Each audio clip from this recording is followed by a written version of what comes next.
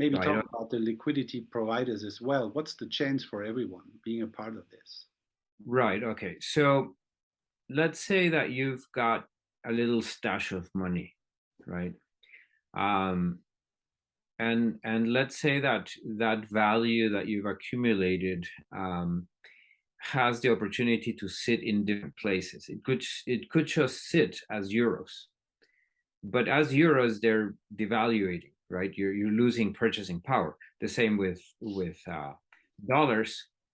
And we used to have savings. Now the interest rates are close to zero, so the concept of savings doesn't really work anymore. But the concept of savings was that you didn't want to take a risk into an asset. You would rather just hold on to the money in itself. But to combat inflation, the erosion of your value, you had an interest rate that would pay you, right? That's kind of gone, which means that you really have to put your money into an asset now. And the issue with assets is they all carry risk, different kinds of risk. I mean, if you buy a German bond, it carries a spread against a U.S. Treasury bond, right? In other words, Germany is considered to be less safe than the United States.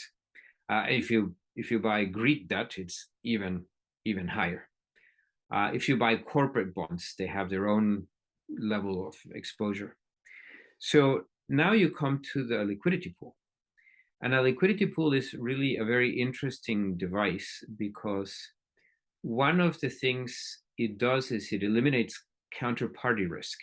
So when you buy a corporate bond, some corporation issued that bond, you gave them money, you lent them money, they promised to repay it.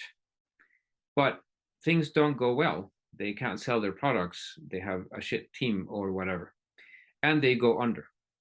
And now you can't get your money back, right? So you say, okay, the problem was that wasn't a large enough corporation. It was a small company. It was a bad idea to invest in small companies.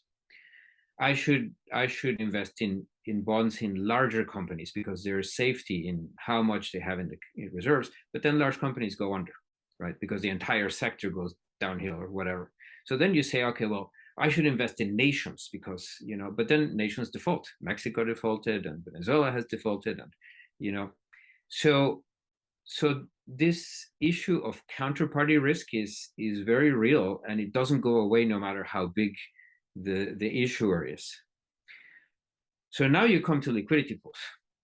What's fascinating about liquidity pools is that there is zero counterparty risk. That liquidity pool will never default, right? It can't because it's sitting on all the cash. So that at any point in time, you can, even if everybody else withdraws their liquidity, they don't withdraw your liquidity.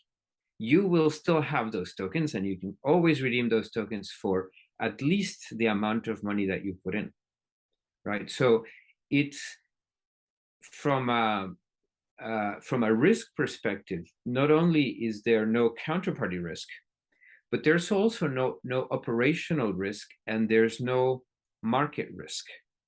What I mean by that is, let's say that your company doesn't default, right?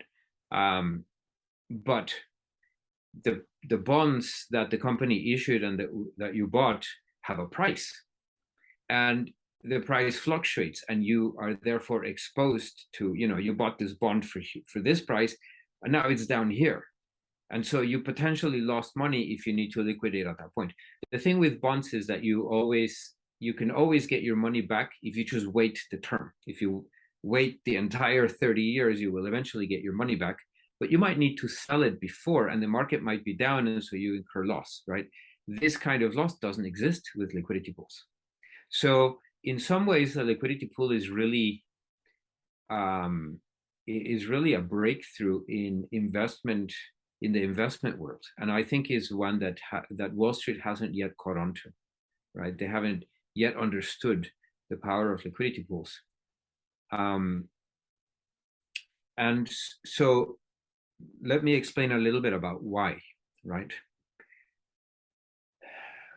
Liquidity pools usually have two assets. And let's say that those assets can vary in price with respect to each other. Mind you, they don't have to. You could put two assets in a liquidity pool that that never change in value with respect to each other. For example, we could put V dollars and USDC into a pool. The USDC is always worth exactly $1 because there's $1 in a bank account that you can burn the token for if you want. And the V dollar is eventually going to be exactly $1 because because it can always be spent as $1. And so these two things won't vary against each other. And if they ever do, someone is going to say, oh, look, there's a variance between these two things, and they will buy the cheaper one and sell the more expensive one and bring the pool back into equilibrium, right? So the liquidity pool itself doesn't have mechanisms to bring the price back to equilibrium. The market does as a function of a profit, right? If we see a merchant dumps a large amount of V dollars onto this liquidity pool that has USDC in it, what happens internally to the liquidity pool is that the price of USDC goes up because now there's so many V dollars that they are now less in price. There should always be 1-to-1, right? 100 V dollars to 100 USDC or 200 V dollars to 200 USDC. But if a market participant does a transaction in any direction, what they're going to be doing is they're going to be putting one asset and taking out the other asset and therefore create an imbalance.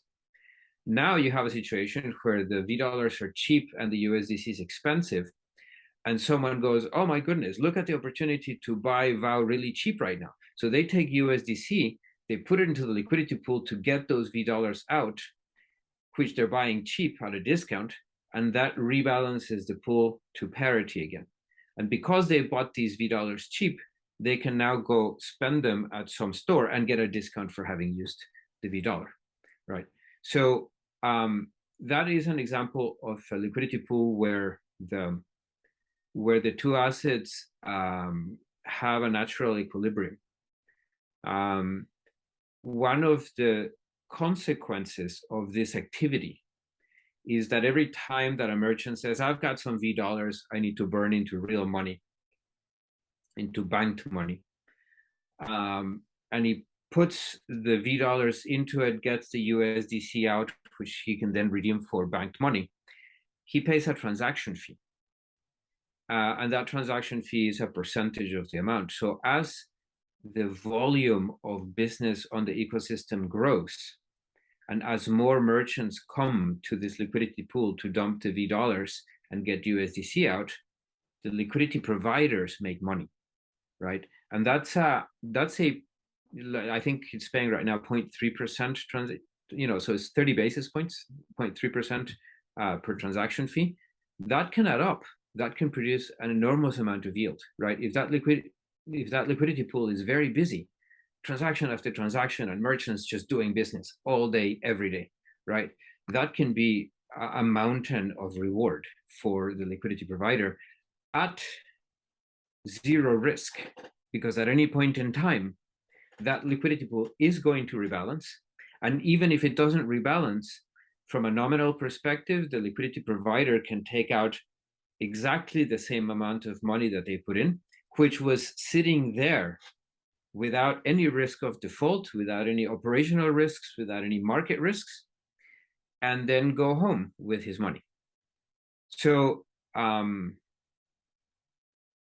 we can talk a little bit about liquidity pools where the assets actually diverge in price against each other, but I think that should give you at least an introductory picture of how the liquidity providers benefit. You talked about security in these systems already, but I would to add some more information about the security in the Vow ecosystem or in the liquidity pools on it. So because all people nowadays are in fear to do something with their money, because no matter where they put it, it's in danger. They're gonna lose it maybe. So I want to secure people that, yeah, I was fascinated about the security in the system. Please talk about that. Certainly. So we need to talk about fundamentals first, right? All of the liquidity pools and the smart contracts underneath them and the blockchains underneath them, they rely on a single security model, which is called asymmetric encryption, or there's another word for it, public-private key encryption. So I'll give you a little primer on encryption. A long time ago, there was a Peruvian king who wanted to send a message to another king to make arrangements about something, right? And it was really important that the information be secret. So what they did was they took this sort of stick, and they wrote their characters on the stick. And then they took a rope and made a knot wherever the character was that they wanted, right? And they took a whole bunch of these ropes and they tied them around some guy's waist, and he ran through the country, fields to the other king, who then took the ropes around the guy's waist and then went about measuring with the stick and decoded the message, right? And that worked reasonably well because some guy running through the countryside with a bunch of ropes around him was not really suspicious. And if he got caught, no one could read it because they needed the sticks, which in cryptography is referred to as a key, right? They needed the key in order to decipher the message. You have this rope, it has a knot here, but what does it mean, right? Oh, you need to put it next to the key and figure out what the character is. So this worked reasonably well up until World War II. And there are some problems with that approach. One of the problems is that if one of the keys is compromised, you don't necessarily have a way of knowing that, right? And so if the key becomes compromised, you now have to create a new key, but then you have to transport the key in a safe way, and you have the same problem as sending the message. If the message can be intercepted, maybe the key can be intercepted too. So then there are a number of scenarios that can happen. For example, the key transmission could be intercepted, read, and allowed to go through. It could be intercepted, read, and modified, and then sent on. It could be simply stopped, right? So the transmission is intercepted, and the other person never receives the key, right? There's these various attack vectors on it. So I think sometime in the 60s, someone came up with a new idea. The idea was that rather than having both parties have the same key, they could each have a key that was unique to them. So now you don't need a copy of it. You just have your own key, and you just protect your own key, and it never has to travel anywhere and be compromised. And so what you do is, when I want to write you a message, you have a private key with which you're going to decrypt that message. And the way that I encrypt the message is by using your public key. So if the public key is ever compromised, well, it can't be, because it's public. Anyone can have it, right? Which is to say, anyone can write a message and encode it to you. No problem there, but no one can decode it except you, right? You're the only one that has. So there's a relationship between the private key and the public key that is unique. And that relationship is based on elliptical math. There's basically an ellipse out there, and you pick a point, and through some algorithm, you can pick another point. And essentially, it's very easy to go from one point to the other, but it's super, super difficult to go from the other point back to the one point, right? So to talk about the security of our transmissions of communication, right, of our transmissions of messages, means to say that you need to be able to break the encryption of a private key. Now, there was some study done maybe like probably 10 years ago, I can't remember now. And they basically calculated that if you took all of the computing power on the planet and you set it to work to break one private key, it would take roughly 4.5 billion years to break it, right? That's about the lifetime of the planet. So in other words, is it possible to break the security that we're using underneath of the liquidity pools? Yes, it is. But by the time that we manage to break one key, well, who knows? The planet will probably not be around, right? Now, we could have incredible increases in computing power, right? Like people talk about optical computers, and they talk about quantum computers, and yes, you could probably shorten that amount of work or the length of time it takes to break a single key from 4.5 billion years to, let's say, 2 billion, or let's say 1 billion. Forget it. Let's say 100,000 years, right? It's still not usable. And guess what? Even if the computing power became so great that we could actually break it in a reasonable time, like 6 months or 2 days, right? All that would happen is we just make the key bigger, and then you re-increase the length of time required to break it. So in other words, what I'm trying to say is the technology behind Bitcoin, and therefore behind Vow, is the most secure mechanism that we've ever invented. It not only is it secure from a theoretical perspective, but we actually have we have sort of computational proof of what it takes to break the encryption. And if you cannot break the encryption, then you cannot seize your funds, basically, right? Now, there's other vectors of attack. You can be careless with the private keys, right? And who holds the private keys? And that's like I can have discussions about that, but from the perspective of the safety of the funds, that's the basis of it. Is there still a danger of loss in the Vow ecosystem if somebody brings the money in? Yes, there is a danger of loss. So once you've secured the lowermost layer, which is the layer of message transmission, right? Now we know that's very secure. Now there's other things that happen. For example, a liquidity pool is basically a smart contract. And a smart contract is a piece of code that gets deployed by an account on the blockchain. So you basically create a private key, and you use that private key to deploy your piece of code to the network, which really means that you have control over that smart contract. And therefore, you could potentially steal the funds, right? Because you can operate that smart contract. So now we need to understand a little bit about smart contracts.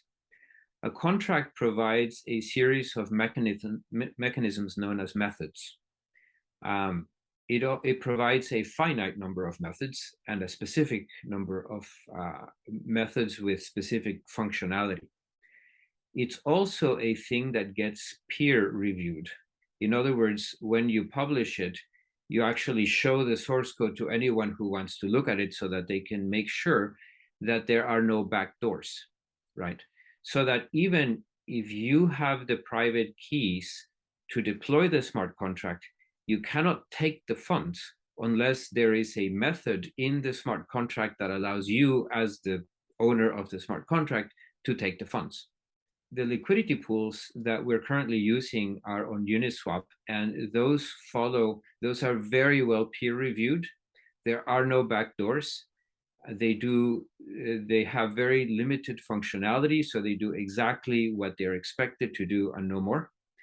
And so from the perspective of, let's say, Vow as the deployer of the smart contracts, if they should even deploy, right? Which they're not, because in fact, it's Uniswap. But they're created under the account, right, of Vow. The deployer Vow does not have access to those funds. simply because there isn't a method inside of the smart contract with which it could have the priority to move things about, right? It can't just arbitrarily decide, oh, those funds, I'm just going to run off with them. Those smart contracts have been not only audited, many times, but also they've been battle tested, right? Because the other potential risk here is that even though the smart contract was peer reviewed and there are no back doors visible and no way to take advantage of it, it is always possible that the guys who coded it made a mistake. There's some special scenario where if you feed it this kind of value, it blows up, and in blowing up, it gives access to the guy, to the hacker, to go do like elevated permissions or things like that, right? So I'll give you a simple example. Let's say that you want to take a price of something, and you want to calculate the ratio of it against some other price, right? So let's say that a method accepts both of these numbers. Please divide this by that. So what happens is that a hacker could say, well, let's divide 1 by 0. And at that point, the smart contract tries to make the division, but it gets infinity, because 1 divided by 0 is infinity. And it says, okay, I don't know how to do infinity. I don't have a register that is large enough to represent that number. And so it blows up. It throws what is known in code parlance an exception, right? And in the process of issuing that exception, it is sometimes possible for the hacker to elevate privilege, right, to gain access to stuff. So it's possible that the code could have one of these vulnerabilities, right? But it's been used by, I don't know, millions of people for probably hundreds of millions of transactions. And believe me, anytime that there's a whole bunch of money in one place, it calls hackers, right? It's called a honeypot. If there's a bunch of money sitting somewhere, someone is going to try to hack it. So that means that if in all this time Uniswap has not been hacked, it's probably pretty difficult to do so, right? It probably may not even be possible. So is there risk to the liquidity provider? Yes. We can never say that there's zero risk. But again, the risks are so small that when you compare them with the risk of investing your money into some corporate bond, or investing your money into even a country, or worse, investing your money in some project that looks scammy to begin with and was completely scammy, the risk is reasonably zero. Could anything happen with the blockchain, Ethereum blockchain, or just with the internet? That absolutely. So let's just talk about. Let's say that you have the perfect smart contract, right? No vulnerabilities ever found, but the underlying engine could have bugs, right? They're constantly changing. They're upgrading and fixing stuff and enhancing stuff. And every time that you change the code, you could introduce vulnerabilities. Now that is a separate issue, and in fact, there is precedent for that. In the very beginning, when Ethereum started, and people could start writing smart contracts, they got really excited and they created this thing called the DAO, a decentralized autonomous organization. And in fact, I was one of the investors in the DAO. I was so excited about the DAO. I loved the concept, etc. I put money into it. And then something happened. There was a bug in the code. And I don't honestly remember now if it was Ethereum code or if it was application code. But there was a point at which someone could do something that created a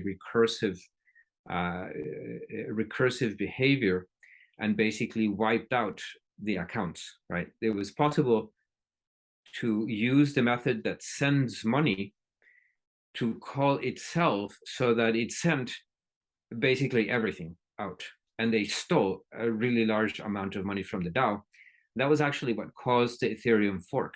There were people who said, well, it was a bug and all the investors shouldn't be defrauded of this money by some hacker.